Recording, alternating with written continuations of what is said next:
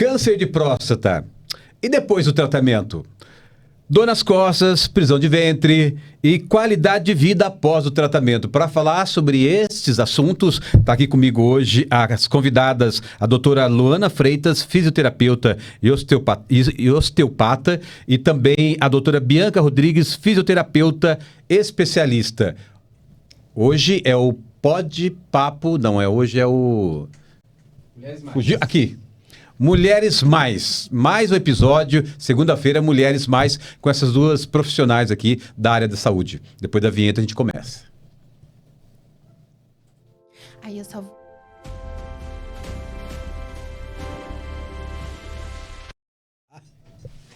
É isso, gente.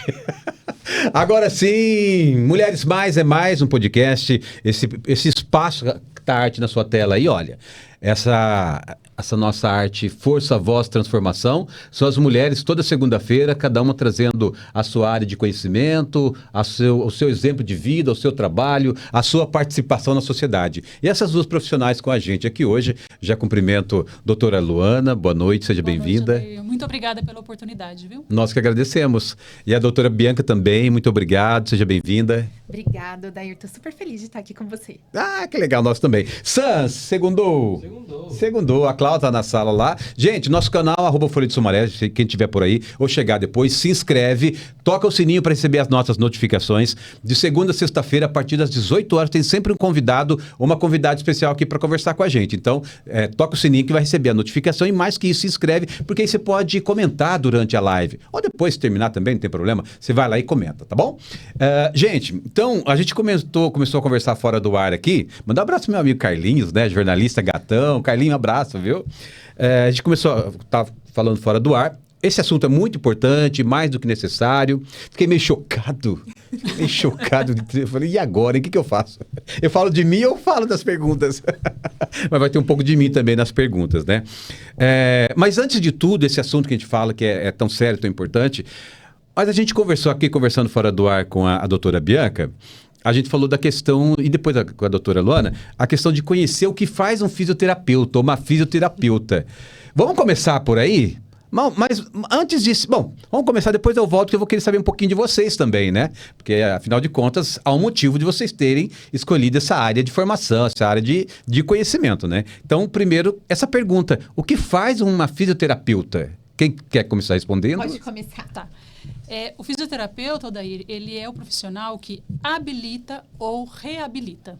Habilita é quando, por exemplo, uma criança nasce sem as condições adequadas para se desenvolver normalmente. Uma criança, por exemplo, um exemplo muito simples, paralisia cerebral, né? Que é uma patologia muito conhecida. Ela não consegue sozinha desenvolver todas as habilidades físicas que ela teria potencial, como andar, comer, né? Então, toda a parte física, o profissional fisioterapeuta é o responsável por ajudar essa criança, por exemplo, a habilitar ou desenvolver essa capacidade. E reabilitar é quando essa capacidade, por algum motivo, for perdida. Um acidente, por exemplo. Quem de nós já não teve, né, um caso conhecido, um amigo na família, uma pessoa que quebrou a perna, quebrou o braço, ou ficou muito tempo hospitalizado, e ela não consegue depois simplesmente levantar e sair andando. Sim. Então, ela precisa ser reabilitada. Então, o profissional fisioterapeuta, a princípio, né, essa é, digamos assim, o principal mecanismo da nossa profissão, é habilitar ou reabilitar. Mas não é só isso.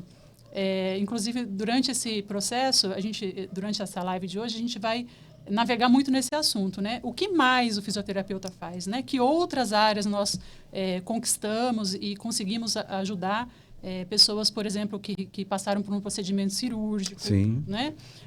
Uma criança que nasceu com uma má formação, um paciente que passou por um tratamento oncológico, mesmo sem cirurgia. Então, existe um mar mesmo de possibilidades, mas se foi de ajuda, resumidamente é isso. O profissional que habilita e reabilita. É porque eu achei interessante. As pessoas não... Se vocês não comentassem fora do ar, eu nunca ia me atentar que a gente não sabe... eu cresci sabendo que Que bom que você não sabe, quebrava quer dizer que a perna, você nunca precisou. o braço, ortopedia. Só que ele Isso. só sabia que era fisioterapeuta, mais que isso eu não sabia. E a gente começou por aí, pela reabilitação ortopédica. Mas, felizmente, essa profissão ela foi ganhando um leque. E hoje nós podemos e devemos atuar em todas as áreas, em todas as esferas da saúde. Tem muito desconhecimento, então, doutora? Tem muito desconhecimento. Então, por exemplo, eu quando me formei, fiz a primeira especialização em fisioterapia pélvica e obstétrica, e o meu maior objetivo era trabalhar dentro da sala de parto, auxiliando o nascimento dos bebês através ali do parto vaginal com a biomecânica do parto, né? Acabei não tendo muito espaço para conseguir atuar nisso e comecei a receber pacientes no estúdio de Pilates que eu havia aberto, pacientes oncológicos, e aí eu falei assim, preciso estudar mais, porque é um paciente que ele tem peculiaridades que a gente tem que conhecer para poder tratar bem. E aí fiz, então, uma segunda especialização em fisioterapia em oncologia. Então a senhora é especializada. Isso. Legal. Porque tem uma diferença entre você ser especialista e você ser especializado. Qualquer profissional que faça um curso de especialização, ele vai ser especializado. Mas especialista é aquele profissional da fisioterapia que fez a prova do COFITO, que de tempos em tempos ocorre, e passou na prova de títulos também. Então, ele fez a prova, passou na prova e ele foi para a segunda fase. E ele tem títulos a serem apresentados que demonstre que ele é uma pessoa especialista naquela área. Então, é uma coisa que eu estou no processo. Tá no eu caminho. tenho objetivo, eu quero ser, mas vamos indo aí. Então, aproveito e já pergunto, por que a senhora escolheu a fisioterapia? Eu, há anos atrás, 10 anos atrás, sofri um acidente de trabalho. E aí, fiquei muito debilitada por um bom tempo.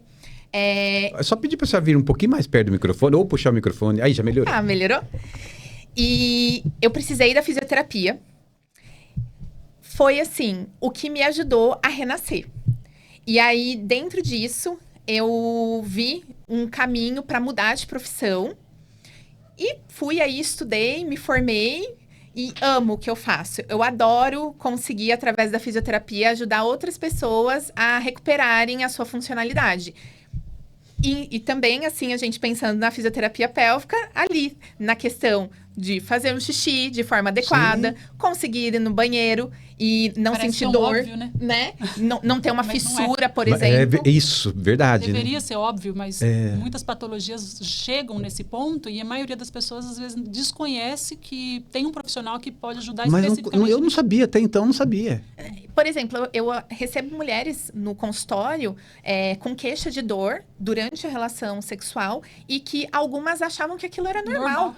Nossa! Né? Então, o fisioterapeuta, ele, antes de tudo, do meu ponto de vista, ele é um educador. Porque a gente educa esse paciente sobre o funcionamento do corpo dele. A gente legal. traz aí uma consciência corporal. Isso.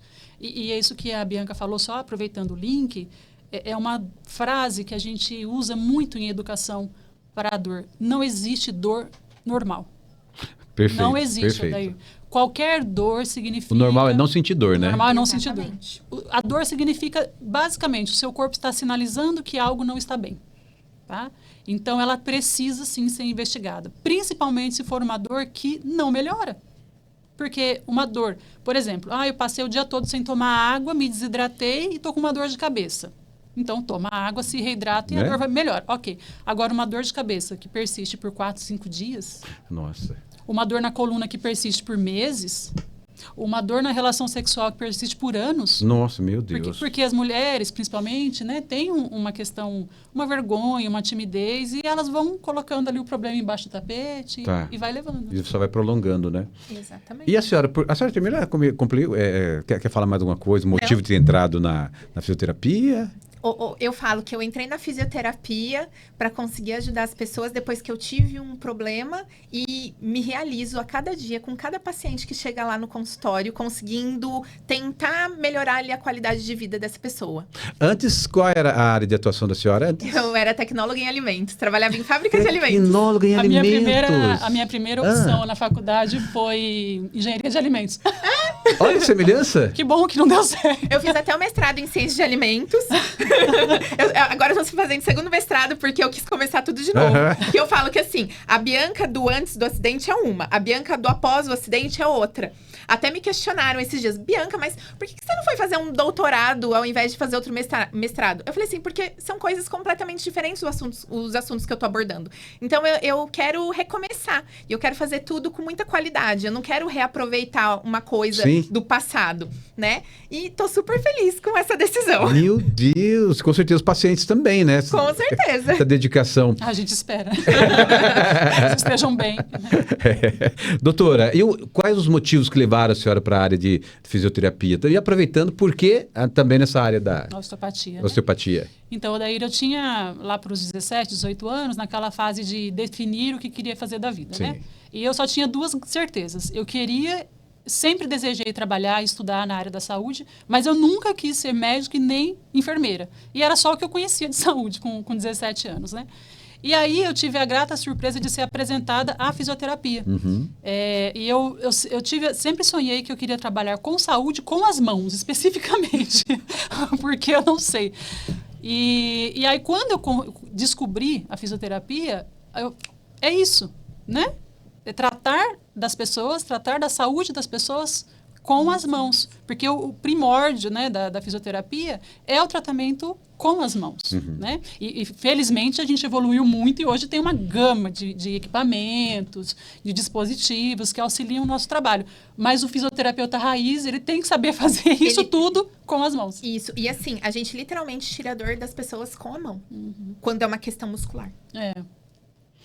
Mas como, tipo, a massagem, os fazendo pontos liberação de pontos de tensão, conseguindo trabalhar ali as sensações daquele local, porque a gente tem vários receptores na nossa pele. E aí, através da terapia manual, a gente consegue modular o sistema nervoso com o toque. Então, deixa eu aproveitar, não está na pauta, mas uma experiência que eu vivi recentemente, que foi a reflexoterapia. Que é uma técnica chinesa, né? Agora você falou das mãos, do toque das mãos. É possível que seja. E ela falou exatamente isso. Eu não sei se o princípio dos pontos é o mesmo, mas algumas coisas ali, nos pés ali. O nosso corpo, Odair, ele tem aproximadamente 150 milhões de terminações nervosas na pele. Então, isso que a Bianca falou é o seguinte, como é que você modula o sistema nervoso central, que a central é o cérebro? Através do toque. Porque quando eu toco, eu estou mandando informação para o cérebro. A pressão desse toque, o tipo de toque, a profundidade do toque, para cada das disfunções que eu quero tratar, tem um toque diferente, tem uma forma diferente de abordar, né? E logo, um pouquinho mais abaixo da pele, que aí é uma área de estudo mais profunda da minha área, que eu gosto muito, existe um segundo tecido, inclusive conhecido como uma segunda pele, chamado fáscia. E aí a gente vai um pouquinho mais além. A fáscia tem aproximadamente 250 milhões de terminações nervosas. Meu Deus. Faz a conta. Então, né, quase, mais de 400, quase 500 milhões de terminações que você consegue, de forma tátil, tocar e chegar no seu cérebro. Então, eu não vou abrir a cabeça da pessoa e fazer uma neurocirurgia, mas eu consigo, sim, modular esse sistema nervoso através do toque. Ou através de equipamentos que fazem, né, neuroestimulação e assim por diante. Através de compressa, morna, fria. Tudo isso tem um objetivo, tem uma fisiologia por trás disso. Não é só tratamento paliativo, não é só consolo. É efeito placebo. Não é efeito. Tem real, ciência, né? Tem ciência por trás de tudo isso. E é um conhecimento, assim, guardado as proporções, né? Conhecimento, terminações nervosas, mas um conhecimento tão antigo que o toque, né? Que a massagem ajuda, né? E que, por algum motivo, em algum momento da história, ele, não vou dizer nem que se perdeu, mas outras técnicas evoluíram. Sim. Né? E aí esse conhecimento ele ficou um pouco mais restrito. E agora ele voltou a ser mais difundido. Por exemplo, o ano passado, em 2025, nós tivemos no mundo o primeiro Congresso Mundial de Fáscia, só para falar deste sistema que ainda não é um sistema, porque ele não foi evoluído a sistema, mas estão estudando a possibilidade de de se transformar num sistema, um órgão, ou alguma coisa do tipo, porque entende-se que não é só uma camada de proteção, não é só... Ele não está ali por nada. E era uma parte do corpo que era completamente ignorada. Rebatia, por exemplo, nos estudos de anatomia, rebate a pele, rebate a face e vai direto para o músculo.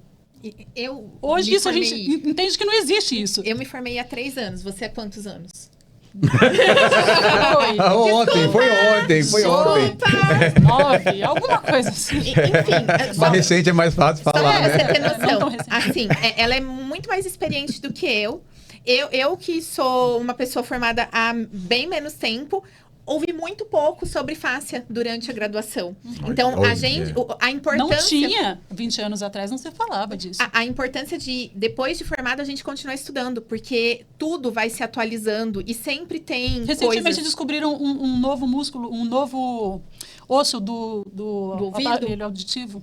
Tem uns 4 anos. Mas eu acho que isso também se deve a esse resgate, você falou agora há pouco, esse resgate, porque em determinado momento, pelo que a gente vê de vídeos, aí, documentários, livros, a medicina se achou o topo do universo, né? Tudo se decidia ali, então os médicos quanto mais capacitados, mais formados, os PhDs, né? Eles diziam, tá, bateu o martelo, acabou. Não tinha brecha para uma outra forma de conhecimento. Até buscar, voltar ali nos mais antigos, né? Tanto é que até livros para a gente estudar, antigamente não tinha livros específicos de fisioterapia. Então. Só, assim, específicos, assim, voltados para reabilitação. Sim. Né? Mas livros que tivesse, por exemplo, um fisioterapeuta como colaborador... Não, era sempre a área científica ou médica, né? Porque até hoje a gente falou, tá até falando fora do ar, a questão das doenças psicológicas, psicossomáticas, né? A gente não tinha essa associação com as doenças que depois vão se tornando físicas, né? Não tinha essa busca, né? Essa preocupação. Separava, cada médico estava ali separado, cada um enchia o paciente de remédio, cada um da sua área. E hoje a gente já tem essa preocupação, né? E aí outra questão que é muito importante, isso que você falou sem saber. Separar. O que no corpo é separado? Exato, perfeito. Não tem nada no corpo que é separado, é tudo integrado. Se é tudo integrado, por que eu separo para estudar? Exato, Às vezes por questão de conveniência. Mas não tem como separar. O seu sangue está correndo no seu corpo inteiro. Não tem jeito. A fáscia está revestindo o seu corpo inteiro. A sua pele está revestindo o seu corpo inteiro. Né? O mesmo nervo que sai lá do crânio para chegar até o intestino, ele está passando pelo braço, ele está passando pelo tronco. Então, ele está fazendo um caminho. Nesse caminho, ele tem... parcelas ali, no qual ele participa, recebe e entrega informação. Então, nada no corpo é parcelado. É parcelado, né? Eu vivi uma experiência um tempo atrás, eu tinha muita dor no ombro, sabe? Muita dor, um período de estresse, preocupação. Qual ombro? Fiz esse aqui. O direito. Direito. Eu vou fazer uma análise aqui, uma avaliação gratuita, hein? Opa! Cheguei a fazer ultrassom, sabe? Enfim, fiz de tudo para ver se tinha algum problema ali. Não achou nada. Não achei nada. É porque... Eu achei depois. Aí, nesse período mais ou menos, eu fui para terapia, fazer psicanálise, né? O tempo foi passando, eu fui resolvendo algumas questões e tal. E hoje, o que acontece hoje? Quando eu estou num dia muito tenso, uma semana muito tensa, de muita preocupação, volta. Aí eu já sei que está relacionado, no meu caso, não estou falando do meu caso, gente. Sim. Então não vai ficar sofrendo, passando dor aí, que nem a doutora falou agora há pouco. Não passe sem dor, procurar passe ajuda. no fisioterapeuta. Passe no fisioterapeuta. Adorei. Ó, já tem um slogan aqui já. Então agora, hoje eu sei, quando eu tô assim, e aí vale para outras partes do corpo também, que eu tenho muito, quando eu tô ansioso e tenso também, problema gastrointestinal, é uma coisa maluca, sabe? Mas isso depende muito da maturidade da pessoa também, né? Ela interpretar e reconhecer que o corpo dela tá falando. Eu tô há 12 anos fazendo psicanálise, pra você ter uma ideia, né? Então, assim... Não para não, viu? Jamais. Eu falei assim pra minha terapeuta, pra minha psicanalista, não morra. meu Deus. Antes de mim, não. É responsabilidade para ela. Muita gente boa. Mas é isso, eu queria fazer esse comentário para fazer essa distinção, né, do que a gente tiver sofrendo, né? Busca cada especialista para poder entender e até se encontrar alguém que vai... não achei na ultrassom. O doutor falou, olha, daí eu não sei mais o que a gente vai fazer. Enfim, né? Falei, E existem casos em que até acham alguma coisa, mas não é aquele alguma coisa que isso, está causando que não é dor. suficiente para causar aquele Ou sofrimento, trata, né? Às vezes até trata o que acha, mas a dor continua lá. É. Nossa. Bom, enfim, a senhora ia falar alguma coisa? Eu nem lembro mais, mas... No braço. Ele quer consulta grátis. A consulta grátis. tá. Gente, se eu vi ela falando, é grátis. E aí... Não vai chegar boleto, não. E depois eu acho que eu ia até fazer link com já a questão do câncer de próstata. Existe uma condição no nosso corpo chamada dor referida, Odair. O que é a dor referida? Dentro dessas todas as possíveis conexões que o nosso corpo faz, eu gosto de comparar como se fossem caminhos, né? Então, quem é aqui da região vai saber o que eu estou dizendo. Você quer pegar a rodovia Dom Pedro. Qual é o único meio de acesso? Rodovia Anhanguera, né? Se a Dom Pedro estiver congestionada, logo, o que vai acontecer com a Anhanguera? Vai congestionar também. Verdade. Tá? Descongestionou, resolveu lá o problema, a outra rodovia libera. Então, o que uma rodovia tem a ver com a outra? Uma é aqui, outra é lá. Mas elas estão, em algum momento, elas estão interligadas. O nosso corpo, imagine inúmeras vias, rodovias, que se interligam e elas deixam, né, formam vicinais. Então, assim, da rodovia sai uma marginal, da marginal sai uma rua, de uma rua sai uma outra avenida e assim por diante. Algo similar acontece no corpo, que quando um caminho, por exemplo, um nervo, ele quer chegar no seu órgão principal lá, ele também vai deixando, né, um nervo menor para cá, ele recebe a referência de um músculo, um tendão. Então, uma das condições que pode, por exemplo, explicar uma dor no ombro direito é uma disfunção do fígado. Então, é muito comum o paciente que tem uma disfunção... O que seria disfunção? Disfunção é qualquer problema, né? Gordura no fígado. Sim. É uma pessoa que tem uma intolerância alimentar. Eu vou até deixar um desafio aqui. Eu tenho também. Então, aí, ó, tá vendo? Eu vou até deixar um desafio. A pessoa que tem alguma intolerância alimentar come aquele alimento que não faz bem, né? Por exemplo, uma pessoa que tem digestão meio lenta, ela exagerou lá no final de semana, churrasco, bebida alcoólica, tudo isso é o fígado que tem que resolver depois. 2, 3 dias depois... feijoada. E aí, 2, 3 dias depois, a pessoa começa a sentir dor em queimação na região do ombro. Queima, o músculo queima, tá? E aí ela vai procurar tratar o quê? A dor no ombro, Mas a causa tá lá no fígado, porque a inervação que chega no fígado, ela passa pelo ombro, literalmente. E quando ela passa, ela deixa ramos para esses músculos que estão ali naquela região. Isso chama-se dor referida. Acontece com todos os órgãos. O fígado gera dor referida, o estômago gera dor referida, a próstata. E vamos entrar na próstata. Nossa, vamos no nosso assunto então, né? Então, a gente falou tem o nosso tema de hoje, né? E quando que pode ser iniciado o tratamento fisioterapêutico? Após o tratamento, né? Tem a cirurgia, né? Vamos explicar então, direitinho, doutora? Por partes. Agora é por partes. Isso, agora é por partes. Agora por partes. A partir do momento que esse homem recebe o diagnóstico de câncer de próstata, ele já deve buscar um fisioterapeuta especializado em fisioterapia pélvica. Por quê? Porque a gente faz algo chamado pré-habilitação. A gente avalia o estado físico ali da região da pelve, geral desse paciente, para ver como que tá esse paciente como um todo do ponto de vista fisioterapêutico. E a gente já trata esse paciente antes da cirurgia ou antes de iniciar o tratamento oncológico, que seja uma rádio, que seja um bloqueio hormonal. A gente deixa esse paciente na melhor condição possível antes dele começar algo que vai deixar ele debilitado. Porque com isso a gente reduz esse sofrimento, a gente reduz esse impacto. Porque o corpo ele vai sofrer com o tratamento. Então, hoje a gente tem isso chamado pré-habilitação. Então, descobriu que está com o câncer, pode buscar o fisioterapeuta. E aí, por exemplo, pensando na parte pélvica, a gente vai ensinar esse paciente a ter uma melhor consciência corporal sobre a contração e o relaxamento dos músculos do assoalho pélvico, que vão lá depois do pós-operatório ajudar esse paciente a ter uma continência quando ele tiver com essa queixa de incontinência gerada pelo processo cirúrgico, por exemplo. Então, a gente já pega esse paciente antes dele estar debilitado e ensina ele a como controlar essa parte do corpo.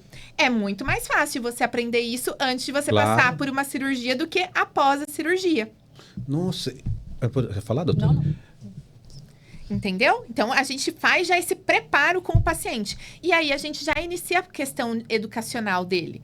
Ele precisa ir para esse tratamento entendendo o que vai acontecer, mas entendendo que sem o tratamento, ele está sujeito à evolução desse câncer, que não é brincadeira. Sim. Que uma vez que esse câncer não é tratado, se ele for um câncer que, do ponto de vista histológico, do tipo da célula ali, agressivo, com o passar do tempo que ele não for tratando isso, ele está sujeito a metástase, que é o espalhamento dessa célula cancerosa por outras partes do corpo, né? Que vão gerar sofrimentos maiores do que, por exemplo, as comorbidades relacionadas com o pós-operatório, que tem como a gente controlar e tem como a gente ajudar esse paciente.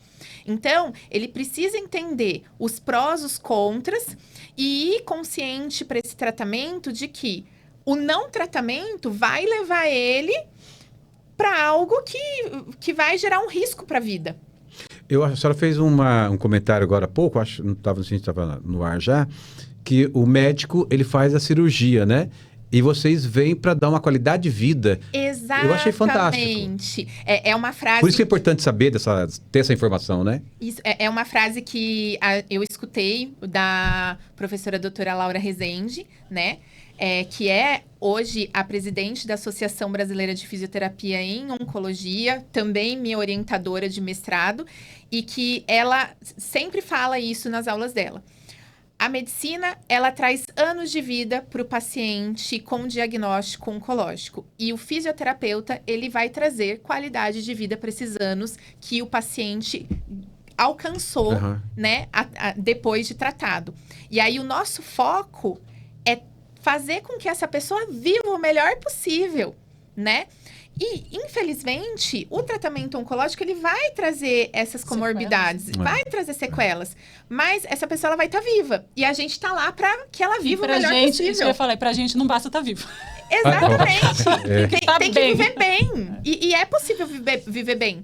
Quando a gente pensa que a prostatectomia radical, que é a cirurgia de remoção dessa próstata no paciente que teve diagnóstico positivo de câncer, nessa região do corpo, nessa glândula, ele é o primeiro tratamento de escolha com objetivo curativo pelos médicos em pacientes que tenham aí uma expectativa de vida de 10 anos para cima. Então, é uma pessoa que vai viver muito. E essa pessoa precisa viver muito e muito bem. Muito bem. Né? E hoje, qual que é a realidade que vocês encontram? O paciente chega em que condições? Ele não fez esse... Porque falta informação, né? Então, ele não chega com toda essa informação, com esse fisioterapeuta acompanhando. Qual que é a realidade hoje que você encontra? Então, a realidade, não só nessa questão do câncer, especificamente o câncer de próstata, mas a realidade geral. Esses pacientes, eles tardam muito em chegar até nós, né? Não que a gente não tenha mais o que fazer, sim, mas a gente teria muito mais se ele chegasse mais antecipadamente mesmo, né? Isso para tudo, desde uma dor simples até uma comorbidade causada por algo muito grave, muito sério, que é um câncer. Então, por exemplo, cirurgia, abrindo aí um pouco o leque, né? É muito raro um paciente que entende que após uma cirurgia ele precisa fazer um tratamento, um tratamento voltado para as disfunções que vão acontecer junto dessa cirurgia. Você rasgou o corpo, você abriu o corpo. Não existe cirurgia simples. Cirurgia simples, eu vou tirar uma pinta, é uma cirurgia. Vou extrair um dente, é uma cirurgia. Né? Eu vou dar um exemplo muito simples aqui que as mulheres costumam entender bem, né? Abdominoplastia, muito comum, todo mundo faz, hoje popularizou bastante e tudo mais. elas saem do consultório da cirurgia com indicação de drenagem linfática. Exato. Na melhor das possibilidades. Quando Sim. recebem essa orientação. Drenagem linfática, porque não sei o que. Não. Mas elas não sabem que aquela cicatriz precisa de cuidados. Né? Que por dentro do corpo dela foi rasgado ali 7, 8 camadas de tecido. São coisas bem sérias. Sim. Né? Que foi rebatido o músculo, que foi costurado, colado. Gente, se a pessoa vê uma cirurgia dessas, ela não faz. Pelo menos se ela chegasse para nós até antes disso, a gente conseguiria fazer um trabalho de melhorar o físico dessa pessoa para ela estar em melhores condições de receber essa cirurgia. E aí, em seguida, reiniciar um trabalho que vai devolver mais qualidade de vida para essa pessoa. Então, no geral, os pacientes ou não chegam ou chegam meio tarde. Sim. Essa é a realidade. Porque quando complica, sente alguma complicação, aí que aí ele vai procurar. Porque quando começa a ter dor. Sim, a dor, normalmente. Por exemplo, voltando nesse exemplo que ela deu da abdominoplastia, a pele, ela, se não ocorre esse tratamento, ela adere ao músculo. E vai colando uma coisa em cima da outra. E isso forma o que a gente chama de fibrose. Se esse corpo ele não tá com essas diferentes camadas se movimentando, isso vai gerar um ponto de fixação. Se a gente tem um ponto de fixação, a gente vai ter um outro ponto de sobrecarga, porque essa energia ela vai ter que se dissipar em algum lugar. É só a gente pensar num carro. Se o eixo do carro travou, esse carro ele vai funcionar direito? Não, ele vai quebrar. A gente também, se travou ali o movimento de uma parte do nosso corpo, essa energia ela vai dissipar em outro lugar e ali naquele lugar a gente vai começar a sentir dor. Então, o nosso trabalho é devolver o movimento desse tecido que está ali grudado por conta do procedimento cirúrgico para que toda essa energia biomecânica consiga fluir de forma adequada no corpo, não havendo pontos de sobrecarga. É pura mecânica. Nossa. Biomecânica. Mecânica da vida.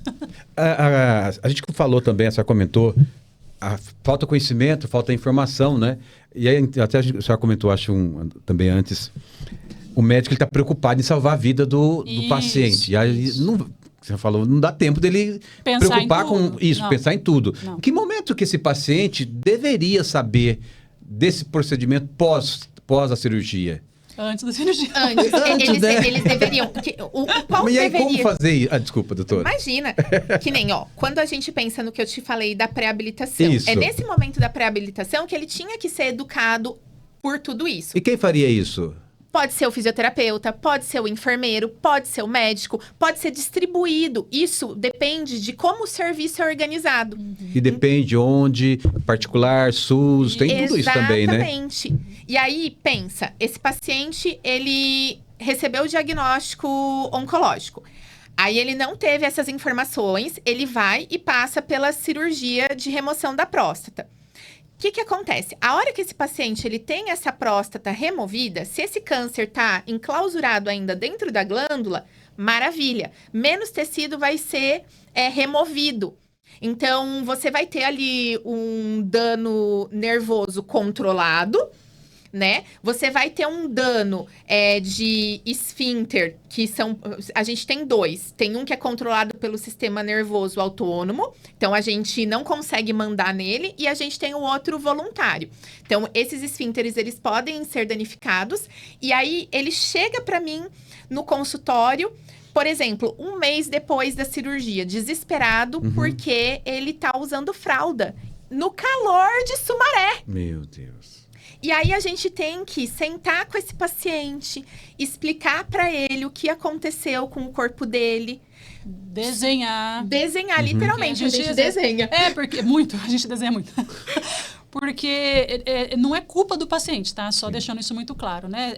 Falta conhecimento, falta informação, mas o paciente realmente... Sim, claro. A gente tá lá pra isso. Não, primeiro que a informação de um câncer de próstata já desmonta a pessoa, né? Exatamente. Então, falta da parte mesmo dos profissionais de saúde, né? Então, quando ele chega ali sem conhecimento nenhum, a gente tem que desenhar para ele como é que o corpo dele funciona, para ele entender esse processo. Entender nossas orientações também. Legal. Né? E aí, com isso, esse paciente, ele sai ali da primeira consulta, já com orientações comportamentais, como beber água de forma adequada, quantas vezes ao dia, quantidade, como ir ao banheiro, Sim. quantidade, quantas fraldas você está usando? Ah, estou usando 2 no dia. E aí você vai fazer o exame físico e você percebe que a pele desse paciente, ela já está edemaciada, já está com hiperemia, sabe, assada, igual de criança. Sim. E aí você passa as orientações. Não, ó, precisamos trocar mais essas fraldas. Eu preciso que o senhor tente dispensar parte dessa urina no vaso, por exemplo. Vamos organizar isso. Então, eu passo para esses pacientes já na primeira sessão um diário, onde eles vão me anotar quantidade de fralda, horário que está trocando.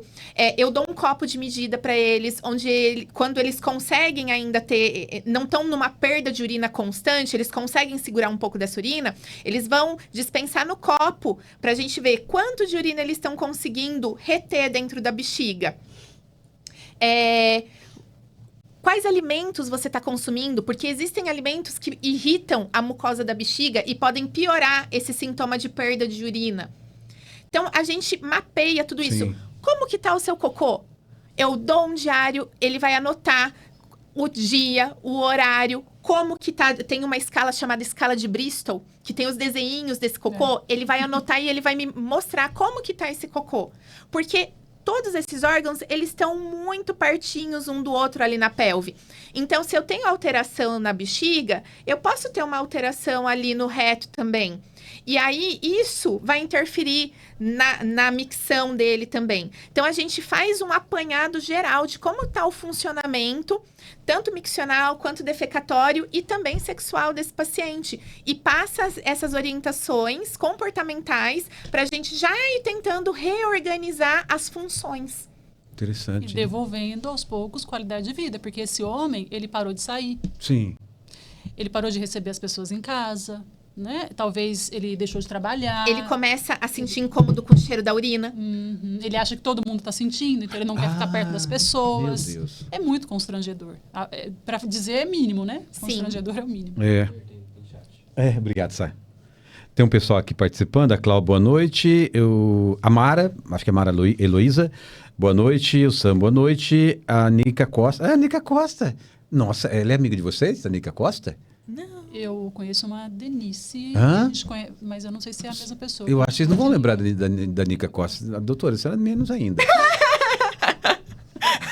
Mas acho que não é a mesma pessoa. Será que não é a mesma pessoa? Não, acho que não. Nossa, cantora internacional, Nica Costa. Ah, é? Parabéns, doutora Luana, excelente profissional. A Mara aqui também. A Mara Heloísa, parabéns, doutora Luana, vocação muito importante. A dona Air, boa noite, dona Air. Estou sabendo quem é.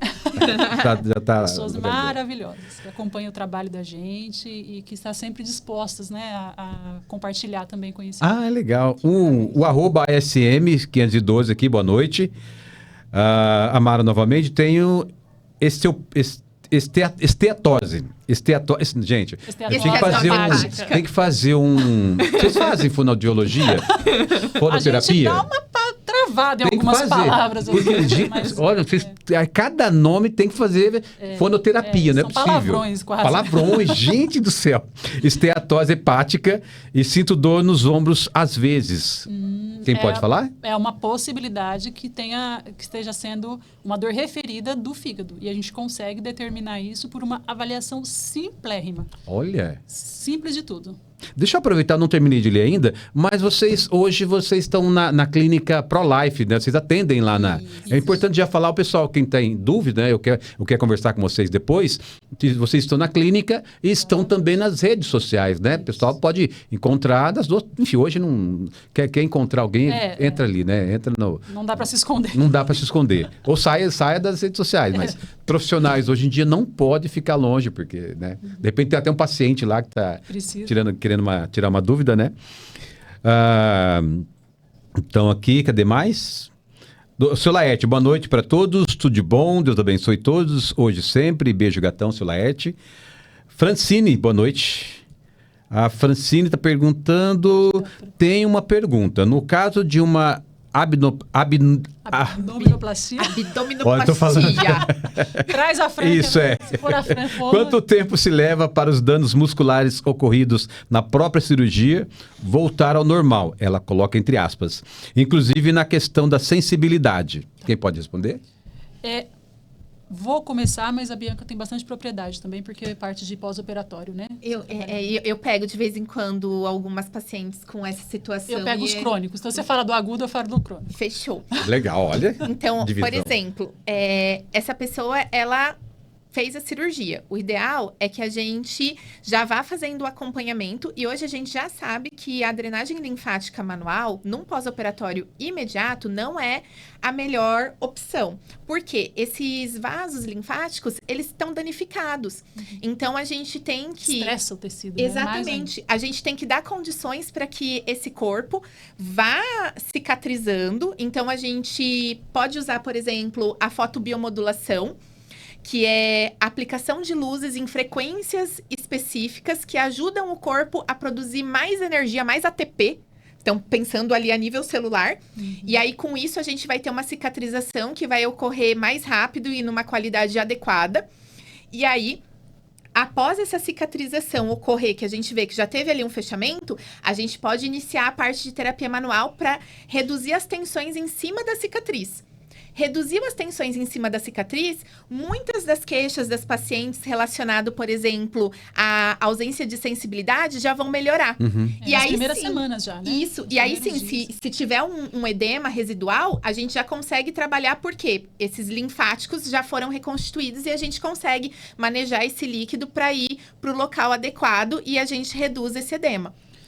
Quando Legal. nada disso é feito, em média, 90 dias para o corpo vamos dizer assim, concretizar esse processo. Em média, tá? Não é uma regra. Então, de 30 a 90 dias. Tem pessoas que observam uma melhora mais rápida e outras, às vezes, vai levar um pouco mais de tempo. O que acontece é que, quando não é feito essa intervenção específica, essa musculatura, ela foi alterada ali, tá? Não é assim, abre, tira a gordura e fecha. Não, a musculatura foi alterada. O processo mecânico... Altera a musculatura? Altera. Olha. Corta mesmo, puxa, emenda, dá nó, né? E aí, pode levar de 1 ano até 10 anos para a pessoa começar a ter sintomas que tenha relação com a cirurgia. Eu tive um caso, ano passado, mais ou menos, e é uma paciente com várias queixas de dor.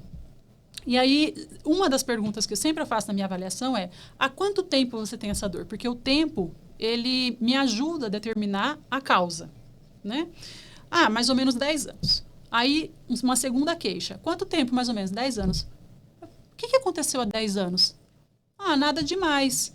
Aí, fui para a próxima pergunta. Você já fez cirurgias? Abdominoplastia. Há quanto tempo? 10 anos. Nossa, Falei, então, não é coincidência. Não é um trabalho investigativo. Não é coincidência. Houve uma alteração, foi produzida uma alteração no corpo, tá? Gente, pelo amor de Deus, eu não estou aqui demonizando a abdominoplastia, Claro, mas orientações, né? Isso, é importante saber. É importante ter um acompanhamento adequado pós-operatório. Porque tudo que você faz no seu corpo, proposital ou não, vai ter uma sequela e uma repercussão. Tá? Então, isso daí é importante saber. Não pense só na questão estética, mas vai ter uma sequela. Então, assim, ocorreu ali de propósito, né? Foi feita uma intervenção proposital que 10 anos depois começou a acarretar alguns sintomas. E uma das possibilidades é que tenha sido essa cirurgia, né? Então, poderia não ser uma abdominoplastia, poderia ser um acidente. Sim. Poderia ser, pensando nas prostatectomias realizadas no SUS, que elas são feitas ali pela via anterior, no abdômen. Abre, né, o abdômen. Isso, você vai ter, então, esse homem com alterações também de dor e posteriores por conta dessa cicatriz, se ela não for bem cuidada. Gente, mas 10 anos após a cirurgia... Pode. Às vezes até mais. Meu Deus, que incrível. Porque o corpo continua em constante processo de utilização e modificação. porque a gente tem também o processo do envelhecimento acontecendo, Né? simultaneamente, né? Então, você vai ter naturalmente uma perda de massa muscular. Uma coisa é você com 20 anos, outra Sim. coisa com 40, outra coisa com 60, né? Então, você vai ter naturalmente perda de massa muscular, alteração hormonal, alteração da produção dos fluidos corporais. A fáscia, que a gente conversou um pouquinho no começo, ela vai perdendo capacidade elástica e hidratação natural com o passar dos anos. Então, esse é um processo natural que vai ser, às vezes, agravado por uma condição prévia. Uma cirurgia, uma patologia, Sim. tá? Um acidente, um trauma emocional e assim por diante. Meu Deus, entendeu? Não é, a para ficar Francine. assustado. Isso, é mais orientação, viu, Francine? Essa aqui, a Nica, sou eu. Tá falando assim, sou eu, doutora Luana, a Denise. Paciente queridíssima. A ProLife Saúde, boa noite. Nossas profissionais da ProLife são ótimas. Parabéns, viu? Ótimas mesmo. A Flávia, doutora Luana, admiro demais seu conhecimento e capacidade profissional, como profissional. CRF Fisioterapia, doutora Bianca, é de um conhecimento sensacional. O Igor, doutora Luana, incrível, me ajudou muito quando travei a coluna e não sabia o que fazer. Foi parar Ótimo lá no conteúdo. consultório. Isso aí, gente. Ah, é? Não sabe o que fazer, vai para Vai fisioterapia. pro consultório. Obrigada, Igor. Pessoal, se vocês quiserem perguntar, podem ficar à vontade, viu? Deixa eu ver aqui. Deixa eu aproveitar pode, o gancho do Igor. Pode falar. Muitas vezes você deve ter pego pacientes assim. Eu travei do nada. É uma frase muito comum, né, Bianca? Sim. Ou Eu era acontece- essa paciente. Lá, travei do nada. Odair, não existe nada do nada no corpo. Sim, perfeito, perfeito. O meu eu descobri qual que é o gatilho. É o nervoso. É. Se eu tô com o sistema nervoso agitadão, eu vou começar a ficar tensa. E aí essa tensão desencadeia a dor. Lembra que a Bianca falou assim que no nosso corpo, quando existe um ponto com menos mobilidade, ele vai ter um ponto, uma compensação, Uhum. né? Para isso, fazer Tipo um o desvio, caminho, né? Um um caminho. desvio, exatamente. Exatamente, o corpo funciona dessa forma. Então, eu travei do nada. Não, não é do nada. Aquele ponto, ele está com excesso de trabalho, excesso de carga. Porque alguma coisa não está trabalhando bem. O que pode não estar trabalhando bem, por exemplo, numa pessoa que tem dor lombar? Ela pode não... A parte de cima do tronco dela pode não estar trabalhando bem. E esse é um dos princípios da osteopatia, que Isso. tantos osteopatas trabalham, que é com deixar esse corpo em equilíbrio com todas as mobilidades funcionando para que a gente não tenha pontos de sobrecarga e pontos de fixação. Uhum. E aí, quando a coluna trava, é porque chegou num ponto que essa musculatura, ela faz uma contração muito rápida, chamada espasmo, ela trava mesmo, literalmente, para não deixar acontecer algo mais grave com a parte Olha, vertebral, gente. porque a parte vertebral é a continuação do cérebro e é vital. Aí pode ficar paraplégico se acontecer alguma coisa grave. né? Então, é melhor travar um músculo, né? Sim, nossa, que fantástico. Gente, O nosso corpo é é maravilhoso. incrível, né? Tava conversando com a doutora, acho que a doutora, não lembro o nome, semana passada, semana retrasada, e teve uma exposição, não sei se vocês viram aqui no shopping, faz muitos anos, uns 10 anos Corpo. pelo menos, do corpo. Eles estavam em Curitiba, depois veio para São Paulo. Espero que eles voltem um dia aqui para fazer. Gente Eu do quero céu, ver lindíssimo. que coisa linda. Que coisa linda. Colocou todas as etapas, desde um feto lá, né? Até depois de morto, com autópsia, tudo.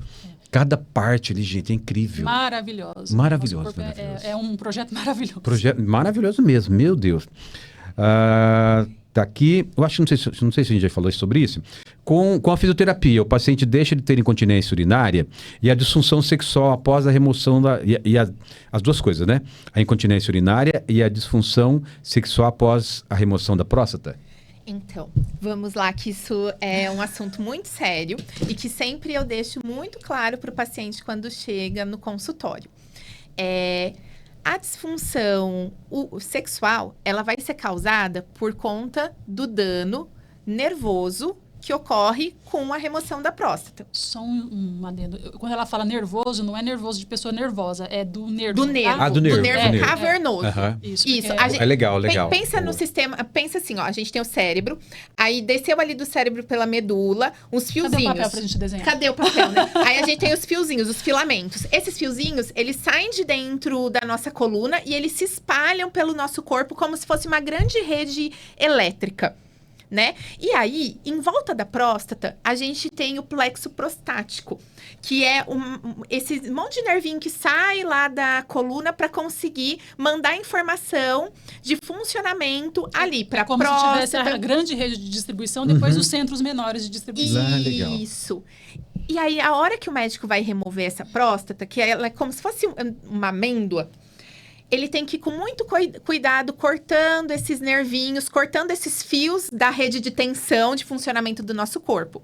Só que por mais cuidado que ele tenha, esses nervos eles podem ser tracionados. E só ao ser tracionado, a gente já vai ter uma repercussão na questão da função erétil do homem. Aham. Por conta desse nervo cavernoso, que é o que manda estímulo para que ocorra essa função erétil, né? Então, quando esse paciente ele chega até o consultório, é nisso que eu falei, que eu faço as perguntinhas. Ah, tá com incontinência? Às vezes ele, dependendo da cirurgia, ele não vai tá com incontinência, mas ele vai falar, olha, desde a cirurgia eu não tive mais ereções espontâneas. E a ereção, ela vai ocorrer, por exemplo, durante a noite no homem, várias vezes, para jogar sangue para esse tecido peniano, para que tenha oxigenação desse tecido, para que a gente não tenha formação de fibrose, de tecido fibrótico, e não tenha oclusão dessas passagens por onde o sangue entra para que ocorra a ereção, né? Então, essa pergunta ela é muito importante de ser feita, eu entender como que tá isso. Porque se o paciente, ele não tá tendo isso de forma espontânea, ele já não tá tendo uma oxigenação adequada desse tecido. E aí, o que eu, como fisioterapeuta, vou falar com esse paciente? Eu vou, por exemplo, indicar o uso de um dispositivo de vácuo peniano, e aí ele vai receber o protocolo de como realizar isso, ele vai realizar isso em domicílio. Para quê? A partir ali daquele vácuo, o sangue ele vai entrar de forma forçosa dentro do pênis e vai promover essa oxigenação. E eu vou encaminhar ele para o urologista. Porque ele precisa de um atendimento multi. Eu, fisioterapeuta, trabalhei a parte ali da função, passando a prescrição do dispositivo de vácuo peniano, explicando ele como usar aquilo de forma segura, porque isso é outro ponto, não é só comprar e sair usando, porque você pode gerar, por exemplo, um hematoma no pênis, se você não souber usar de forma adequada. Machucar, né? Se é um paciente, por exemplo, que está em uso de anticoagulante, eu preciso entender como que tá isso, porque o anticoagulante deixa o sangue mais fino. Então, esse paciente, eu tenho que saber se o tanto de anticoagulante que ele tá usando vai contraindicar ou não o uso desse dispositivo no caso dele. E aí a gente pensa no paciente, por exemplo, que não fez a prostatectomia, mas ele tá em uso de bloqueio hormonal de testosterona. E aí ele não tá tendo também essas ereções por conta do bloqueio.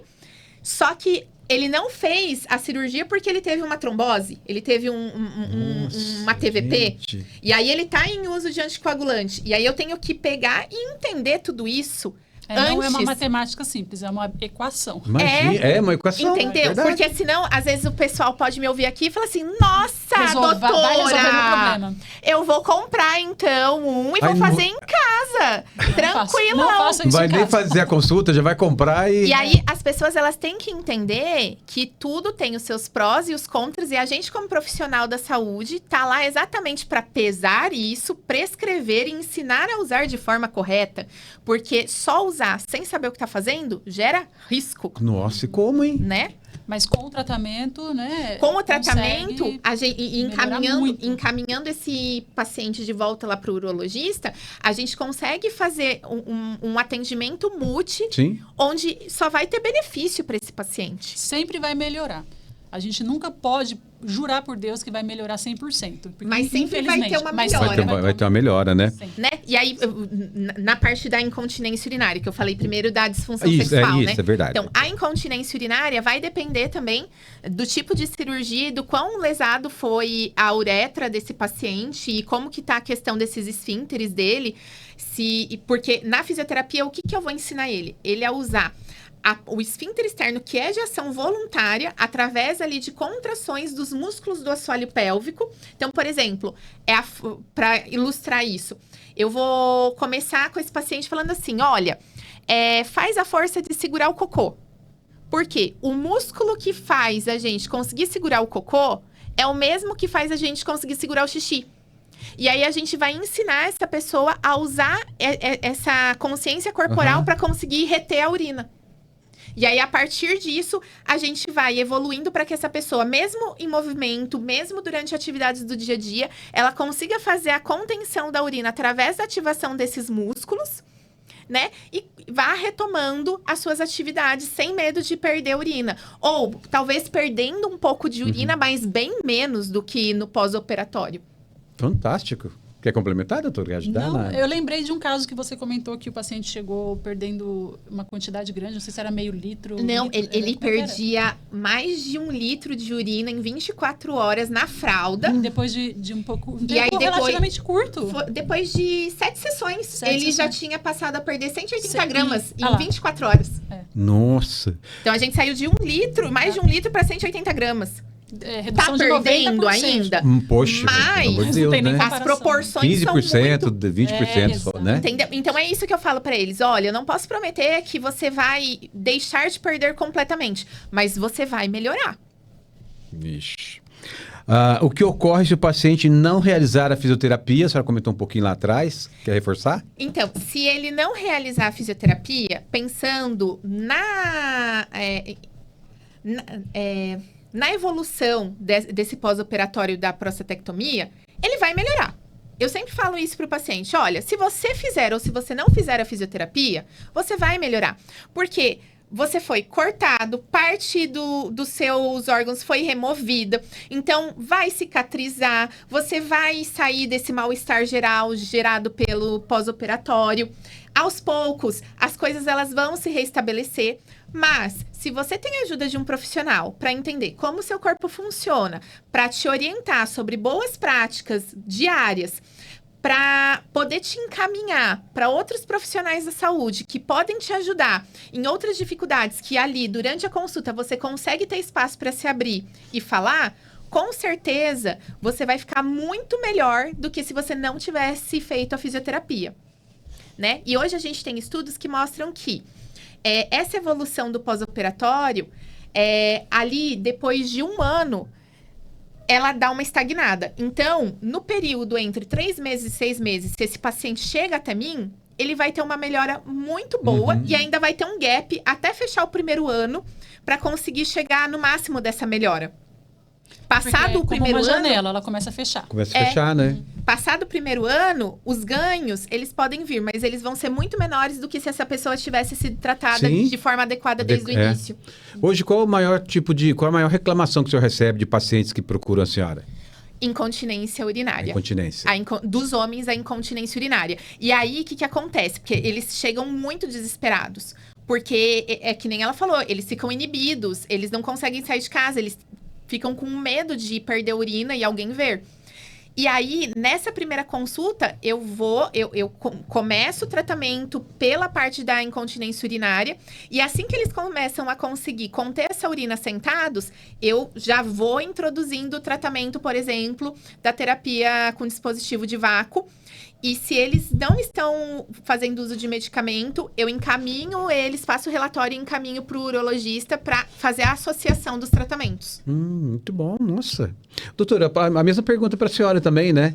Aí na osteopatia, qual a maior reclamação que a senhora recebe ou maior preocupação dos pacientes?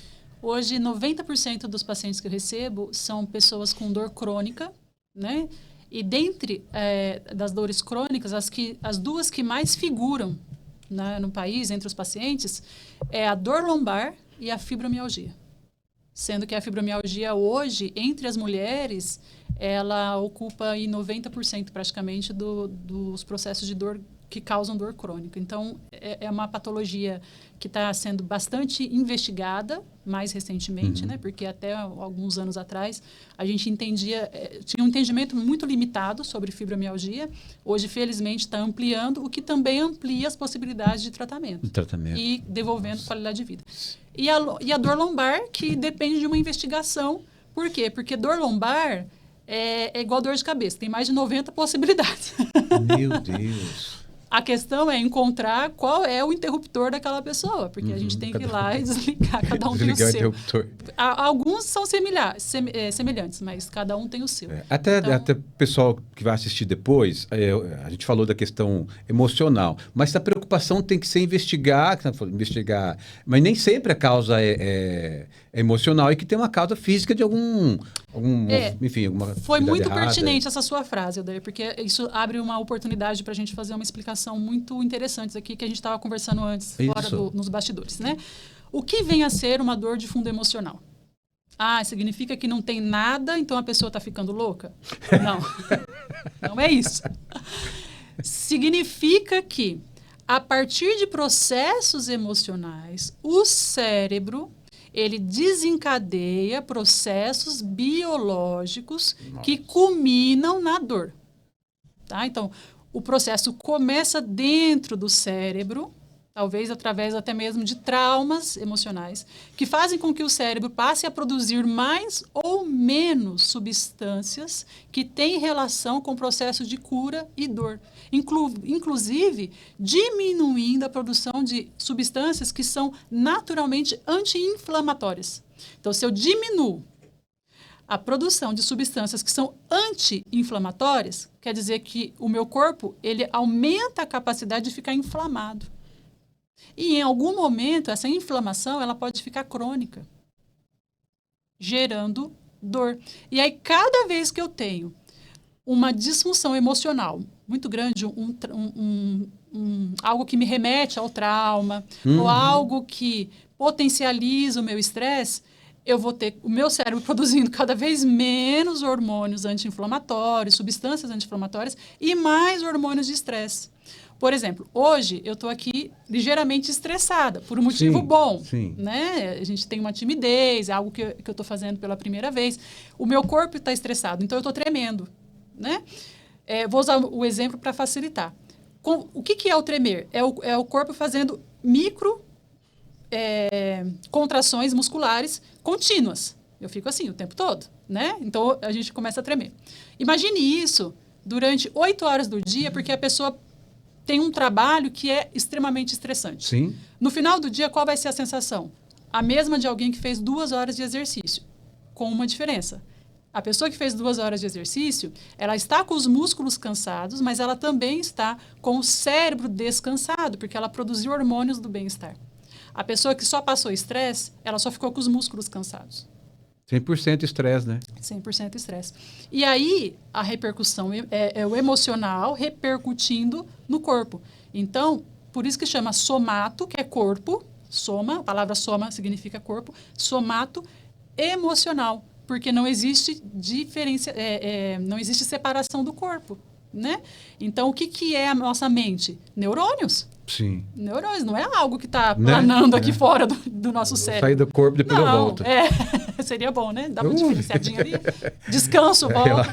Mas não é vai assim que agora é minha vez. Então, são neurônios, são conexões, é vivo. O pensamento, ele é algo vivo. Então, as emoções é algo vivo que reflete no corpo. Por exemplo, quando a gente está com medo, o que a gente sente? Não sente alguma coisa na barriga? Sim. É hormônio sendo liberado ali nas glândulas que fica logo acima dos rins. Por isso que eu sinto algo na barriga. Então, a emoção não está na mente, ela está no corpo. Está no corpo. Olha, gente, que explicação. Meu Deus. Deixa eu ver aqui. Aqui tem uma pergunta. Essa já foi. Deixa eu ver. Cristiane, meu pai, doutora Luane. A Cristiane está dizendo, meu pai não fez cirurgia, fez apenas a radioterapia, mas faz xixi a noite toda. Como melhorar? Tá. Então, Quando o paciente não pode fazer a remoção da próstata, a cirurgia, ele vai para uma outra linha de tratamento, que é a radioterapia.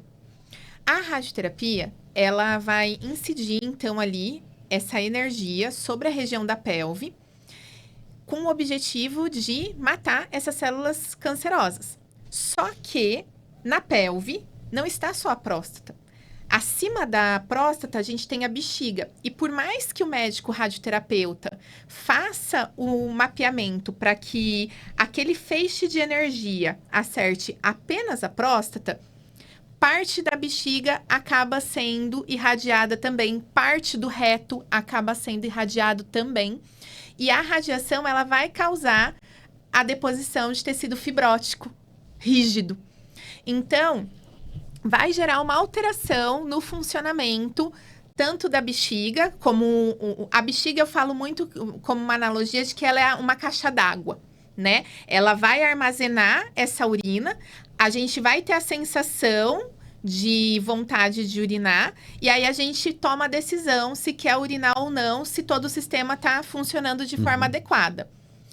Quando o paciente está sendo submetido à radioterapia, essas sensações elas vão ser alteradas porque o tecido está sendo alterado por conta do tratamento.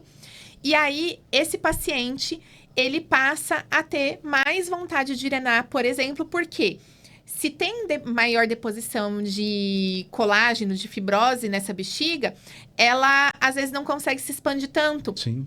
Ou essa musculatura, ela tá gerando alguma interferência que faz com que o paciente fique com o que a gente chama de bexiga hiperativa, que é essa vontade de urinar o tempo inteiro.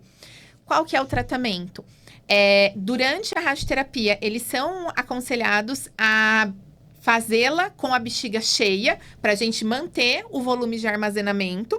Então, tem que ver se o seu pai está fazendo isso direitinho durante o tratamento. Antes de dormir, por exemplo, sempre umas 2, 3 horas antes, reduzir a quantidade de líquidos a serem ingeridas, porque daí a gente consegue ter um menor aporte de líquido sendo encaminhado para esse órgão durante o sono, né, durante o período do sono. E antes de dormir também, sentar no vaso sanitário, urinar, tentar relaxar bem essa musculatura de assoalho pélvico para que a sua urina saia. Fazer o xixi em pé ou sentado nesse caso? No caso dos pacientes com alteração na próstata, faz diferença. Já tem estudos. Melhor a bexiga, né? Isso, porque você tem um melhor relaxamento da musculatura do assoalho pélvico. A gente vai comprar uma briga aqui, né?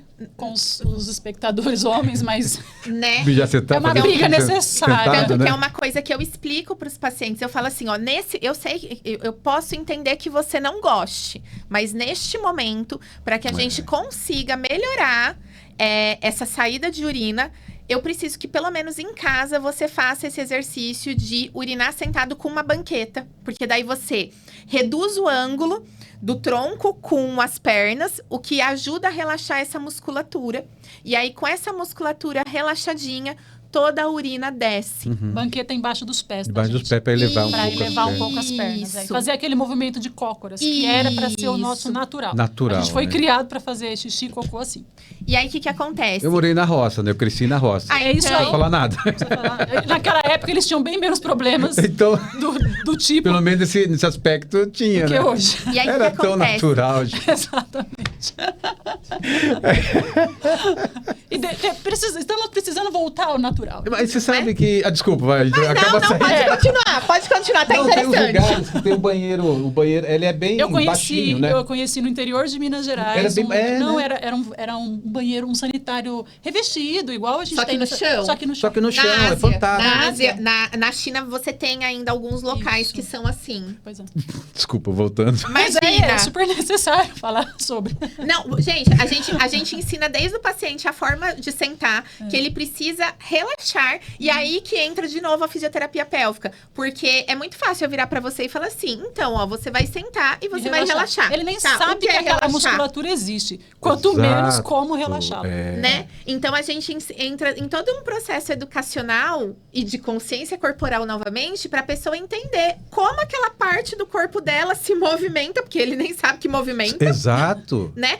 E aí a gente ensina, ó, isso daqui quando você faz a força de segurar o cocô, é a contração.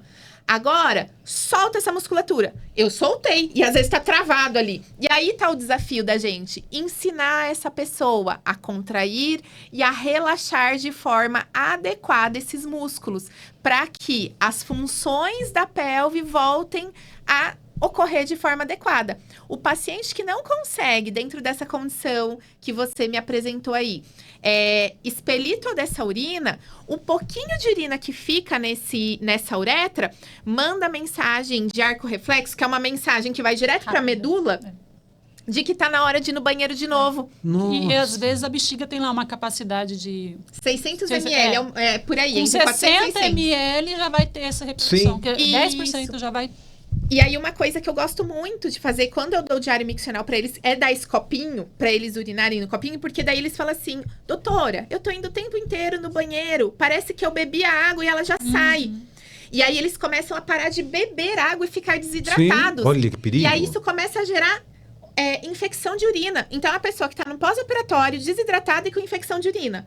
E aí eu tenho que ensinar como que esse corpinho funciona e dando provas. Porque não basta falar, a gente tem que provar. Tem que provar. Então, quando eu dou o copinho, e aí a cada vez que ele tá indo lá no banheiro, ele vê que, nossa, mas eu tô fazendo 50 ml. Nossa, eu tô fazendo 60 ml. E aí eu explico pra ele, e ele vai entrando nesse processo, ele vai vendo que essa quantidade de urina vai aumentando e os tempos vão espaçando, aí ele fala, nossa, doutora, tá funcionando. Ele vai ficando mais seguro. Mais seguro, né? E confiante no tratamento. Nossa. Deixa eu ver quem mais aqui, da sensibilidade. Cadê? Onde eu li aqui? Doutora. Meu Deus, cadê o pai? Aqui, embaixo. A Kátia, boa noite. A Kátia, ainda boa noite de novo. A doutora Cristiane. Tive incontinência no pós-parto.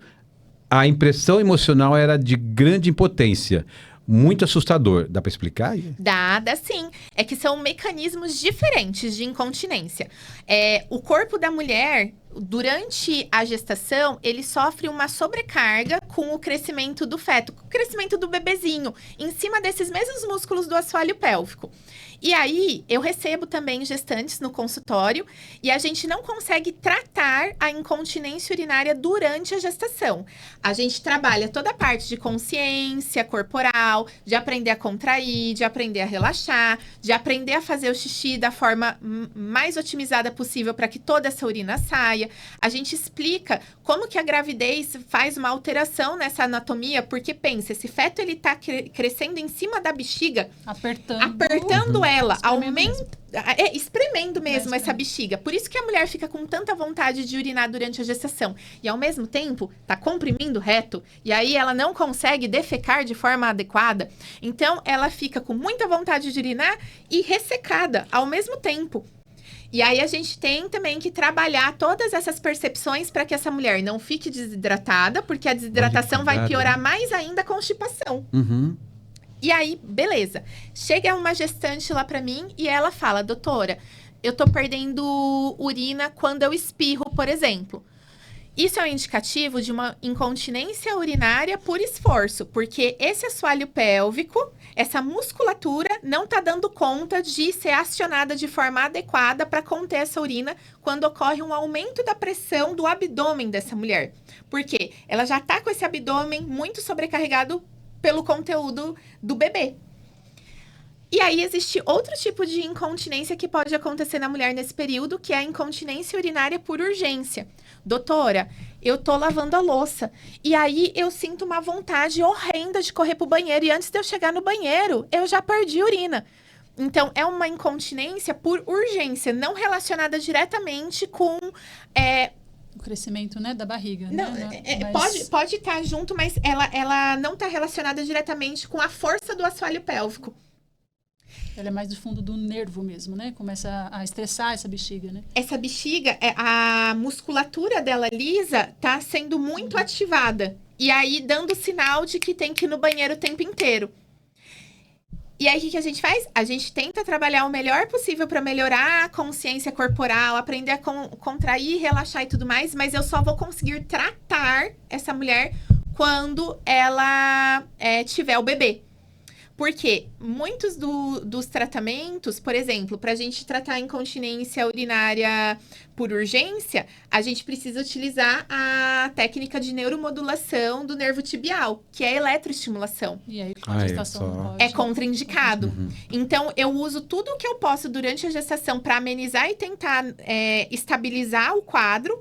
E aí, após, ela retorna. E aí, eu consigo efetivamente tratar essa incontinência urinária. E mesmo as mulheres que não apresentam incontinência urinária durante a gestação, elas devem passar por uma fisioterapia pélvica para que elas tenham toda essa consciência corporal para a hora do parto e para no pós-parto elas já terem as ferramentas, que no caso a melhor ferramenta é o treinamento dos músculos do assoalho pélvico, para que elas não tenham incontinência urinária posteriormente. Nossa. No mundo ideal, Odair, perfeito, Uhum. nós teríamos essa pessoa fazendo uma preparação antes de engravidar. Então, Isso. ela receberia um tratamento mesmo, Sim. uma avaliação e um acompanhamento e um tratamento, tanto dessa musculatura da parte mecânica, como da parte neurológica, da parte de educação e tudo mais. E atividade física, inclusive, voltada para esse objetivo. Importantíssimo. Porque são músculos. Uhum. Tudo que é músculo é treinável no nosso corpo. Tá? E ainda a gente pensando na gestante, a atividade física durante a gestação, ela é Previne, importantíssima. inclusive, esse tipo de situação. Sim. Né? Então, no mundo ideal, nós teríamos essa pessoa sendo atendida, assistida por um profissional da área antes de engravidar, planejando essa gestação, ou mesmo no iniciozinho dela, já ia ajudar muito. Durante a gestação, dentro de um contexto, já sabendo que existe um bebezinho ali formando. Uhum. E aí existem algumas contraindicações, mas ainda assim há muito o que ser feito. E um acompanhamento após o parto, seja ele um parto vaginal, né, natural, ou um parto cesariana, tá? Independente, a gente tem muito o que fazer por essa pessoa, por essa mãe, no período após parto, tá? Então, no mundo ideal. Ah, mas eu não pude, eu não sabia, eu não fui atrás dessa informação. Tudo bem. Vem agora. Vem agora. Vem agora, Porque né? nós ainda temos muito o que fazer. Essa musculatura, ela pode melhorar a mobilidade, melhorar a consciência dela, melhorar o tipo de condução nervosa que está chegando até ela, né? Nossa, gente. Não, Tem e assim, muito. eu recebo pacientes que às vezes elas só conseguem ir uma vez. Tipo, uma vez por trimestre gestacional.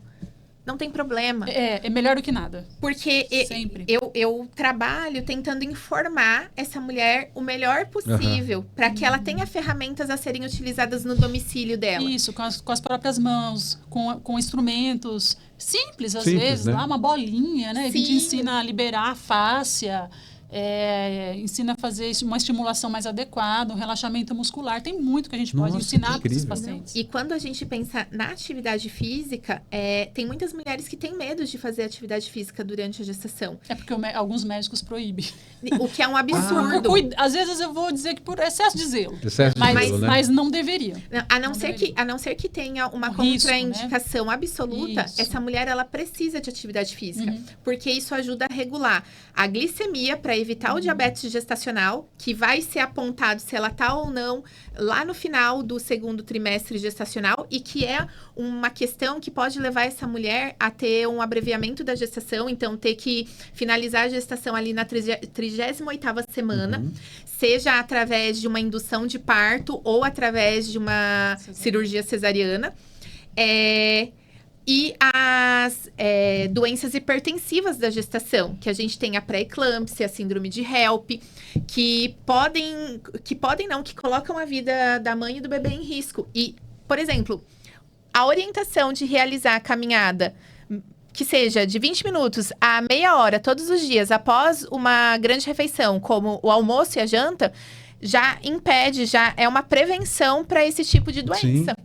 Nossa, importante. E quando a gente recebe essa gestante, por sermos profissionais de primeiro contato, a gente fala, né? Porque ela vai ter uma consulta médica lá de vez em quando, se for SUS, e um pouco mais frequente se for um paciente de particular, né? No nosso caso, facilita muito o acesso a essa informação, porque nós podemos informar e orientar e como é que fala? Quando gente- você encaminhar Sim. essa paciente, essa pessoa, para os profissionais certos também, Sim. para prevenir ou tratar essas questões já antes delas ocorrerem. Nossa. Gente, tem bastante pergunta aqui. Eu vou ler, mas a gente não vai conseguir responder. Depois vai ficar lá no... A gente responde. no- Dá no- um jeito, a gente vem... O YouTube ele vai liberar, acredito que... às vezes demora, pode ser que mais tarde, uma meia-noite, mas pode ser que só amanhã cedo ele libera para comentar. Deixa eu ver aqui. Cadê? Deixa eu ver onde eu parei de ler as perguntas. Foi na gestante. Foi na gestante. Aqui, achei. A Claudine, ela tá perguntando, na mulher é normal... Deixa eu ver quantas perguntas tem aqui ainda que não responde. Dá para responder, tem mais uma. Na mulher é normal perder urina no espirro ou tosse durante a gripe? Nunca é normal. O que poderia ser? Nunca. Esse tipo de coisa nunca é normal. Assim, Boa, porque, né? rapidamente. Não é normal. Perfeito. Rapidamente, Aprenda, Cláudio, pra quê? não é normal. Não é normal, meu amor. Perder urina em nenhum momento da vida é normal, seja homem ou seja mulher. E aí, na mulher, isso pode estar ocorrendo por 3 motivos: fraqueza dos músculos do assoalho pélvico, alguma alteração da posição da bexiga, ou ainda porque essa mulher está na menopausa ou está entrando na menopausa. E aí a gente tem uma queda do estrogênio e essa queda do estrogênio começa a gerar esse problema. Então, quando esse tipo de paciente chega para mim, eu faço a minha avaliação e trato os músculos e encaminho ela para uma avaliação com o urologista e para uma avaliação com a ginecologista. Porque ela precisa que esse tripé seja avaliado para que ela tenha um tratamento adequado. Então só a fralda não resolve. Só fralda não resolve, é caro e dá assadura. Eu falo para ela, usa fralda. A fralda, ela é o que a gente chama de maquiagem. Ela esconde o problema, né? Ou resolve só ali o Mas sintoma. tem gente que usa para poder escutar? Tem? Então, muito. A mulher, ela é acostumada a usar absorvente a vida inteira, muito mais porque da fácil pra mulher. menstruação, É mais né? tranquilo, é mais...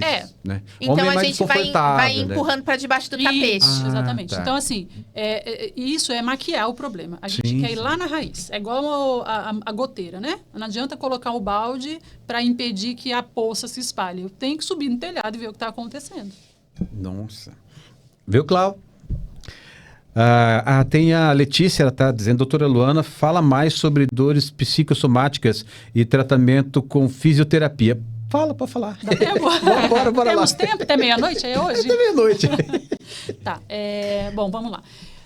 A dor de origem psicossomática, ela é modulada, né? Ou seja, ela é originária dentro do sistema nervoso central. O que é a central? É o nosso cérebro. Tá? Esse cérebro, ele foi condicionado em algum momento, por algum motivo, e aí eu não vou entrar nesse mérito, porque daí realmente a gente vai até meia-noite, em algum momento, por algum motivo, a depositar, produzir mais hormônios e substâncias relacionadas ao estresse do que produzir e gerenciar substâncias e hormônios relacionados à sensação de prazer e bem-estar. Em algum momento aconteceu essa desregulação. Porque a gente precisa produzir substâncias e hormônios do estresse, até para a nossa própria defesa. Tá? Se eu estou vendo um cachorro bravo ali, eu não posso ficar relaxada. Eu tenho que fugir desse cachorro. O meu corpo precisa entrar no estado de estresse.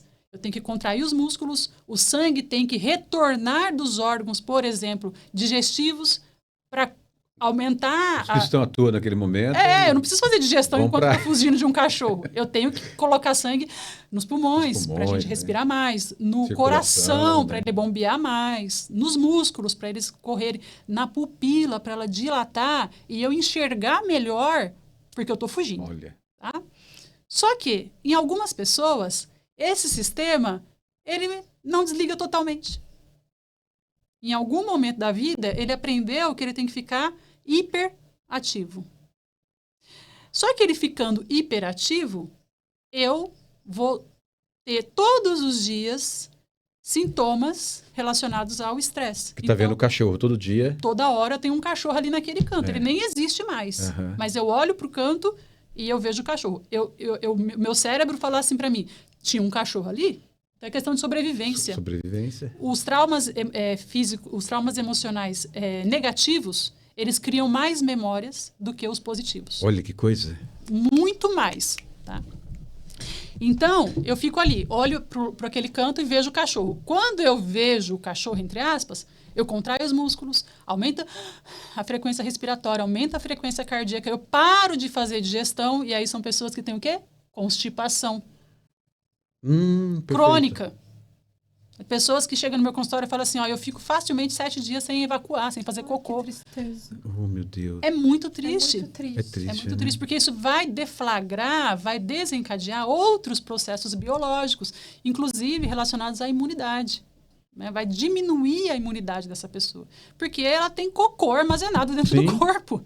E isso vai desregulando toda a percepção dela para que ela consiga evacuar. Exatamente. Inclusive causando dor pélvica. Porque aqueles músculos estão sendo exprimidos, porque aquele intestino está inchado. Sim. E vai alterar também a função urológica, o xixi. Exatamente. O xixi.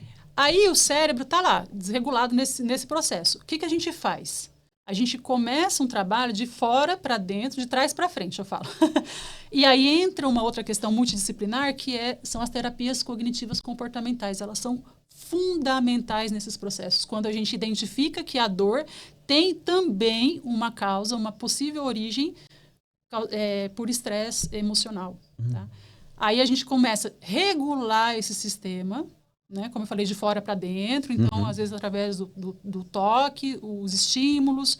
E de dentro para fora, quando essa pessoa tem o privilégio, a oportunidade de procurar e ser assistida e atendida por um profissional da área psicológica. Né? Um terapeuta, um psicanalista, um psiquiatra que faça terapia e assim por diante. E aí a gente consegue ir dando condições para esse cérebro regular esse sistema. E aí deixar esse sistema mais suave, e isso vai repercutir necessariamente no corpo. Nos músculos, na fáscia, nos tendões. Muitas tendinites são causadas por excesso de carga, porque esses músculos estão fazendo esforço repetitivo sem estar sendo utilizado, às vezes, porque de tanto contrair. Gente, é incrível. O nosso corpo meu É uma Deus. máquina. É uma máquina perfeita, mas a gente que, é o né? mecânico. Tem que ficar Nós somos os fazendo a manutenção, né? Nós somos os mecânicos, essa é a última. A Renata, doutora Luana, é incrível, já me ajudou muito, recomendo demais. Idem. Atendimento humanizado e com muita competência. É isso, gente. Renata, Os comentários de hoje. O pessoal que tá aí na live ainda, não vai embora sem se inscrever, não. Dá uma força pra gente. Se inscreve no canal aí, tá? E aí toca o sininho também pra receber as notificações. Tá? Amanhã tem mais. Amanhã tem o pessoal da Festa da Mandioca. Não sei se conhecem a Festa da Mandioca. Eles vêm aqui pra falar da festa, que é no final de semana já. Então eles vão vir aqui trazer mandioca Já ouvi frita. falar. Mentira, vão não. Vão trazer mandioca. Mas Samuel, vai que Podia. Vai que cola, né? Vai que cola, né? Tá certo. Gente, nossa, legal. Depois vai estar no canal. O pessoal quiser assistir depois, enfim, vai ficar por lá. O pessoal pode comentar e tal.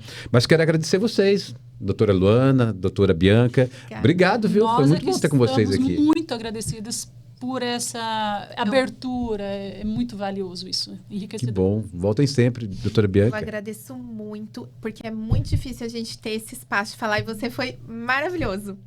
Que bom. A senhora falou, o Carlinhos falou assim, mas ela é meio tímida, que ela está iniciando. Na hora que essa mulher entrou, eu falei, tímida? É que eu sou, é que assim, né? Eu pego e vou me soltando. Sam, Falar do que a valeu, gente gosta, obrigado. né? Querem mandar um recado para alguém? Pode ficar à vontade, viu, pessoal? Quero mandar um beijo pra minha mãe. Quero mandar um beijo para minha mãe, pro mãe, meu pai, marido, pro minha meu filha. cachorrinho, pro meu gato. Eu quero agradecer muito pelo espaço, pela oportunidade e por estar aqui entre amigos. Foi super gostoso. Sim. Gostoso, Nossa, né? foi muito, É muito boa bom. essa conversa. É quase 7h30 já. Vai fluindo, vai fluindo. Vai fluindo. Chama a gente de novo. Com certeza. Isso. Ou não, com certeza. Segundo não pode Podemos servir. falar sobre cerveja também. Podemos falar, né? Tecnóloga em alimentos, já fui. Olha lá. Né? Vai falar com a cerveja certa. Aliás, a cerveja que não pode. Eu consigo relembrar como que é o processo de fermentação da cerveja. Opa, já tá ficando melhor ainda, hein? Mas tem cerveja que não pode, né? Gente, valeu, obrigado. Uma ótima semana para todo mundo. Amanhã, 6 horas aqui com o pessoal da Festa da Mandioca. Vai falar tudo que vai ter lá, as guloseimas deliciosas do final de semana. Obrigado. Tchau, tchau.